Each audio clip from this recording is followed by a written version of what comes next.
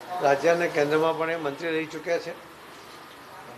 એમણે રાજીનામું નથી આપ્યું. એમણે એમ કહ્યું છે કે હું રાજીનામું બજેટ સત્રમાં દિલ્હી જઈશ ત્યારે આપીશ, એવો એમણે એક પત્ર મને લખ્યો છે. અમે મારી 2 દિવસ પહેલાં પણ એમની સાથે વાત થઈ હતી.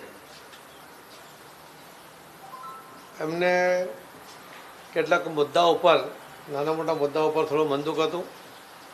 આપણે મને વાત પણ કરી છે અને અમે એના માટે સવારે મુખ્યમંત્રીશ્રી સાથેની મિટિંગમાં પણ અમે મુદ્દાની ચર્ચા પણ કરી છે અને એનું સોલ્યુશન લાવવાનો પણ પ્રયત્ન કર્યો છે. એનું સોલ્યુશન પણ આવી જશે. એટલે મનસુખભાઈ અમારા સિનિયર સાંસદ છે ને, એમને જે લાગણી છે એ નહીં દુભાય એના માટે અમે પ્રયત્ન કરી લઈશું, એમને સમજાવી લઈશું.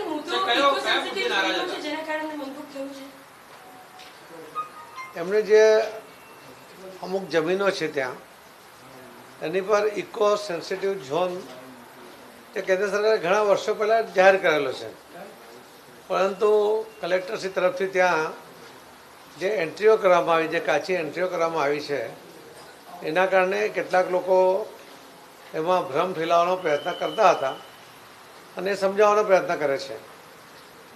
હવે એના માટે પ્રયત્ન કરીએ છીએ કે એમને ગેરસમજ કે ભ્રમ કેવી રીતે દૂર થાય અને એનું નિરાકરણ કેવી રીતે થાય એના માટેની અમે પ્રયત્ન શરૂ કર્યા છે અને થઈ જશે.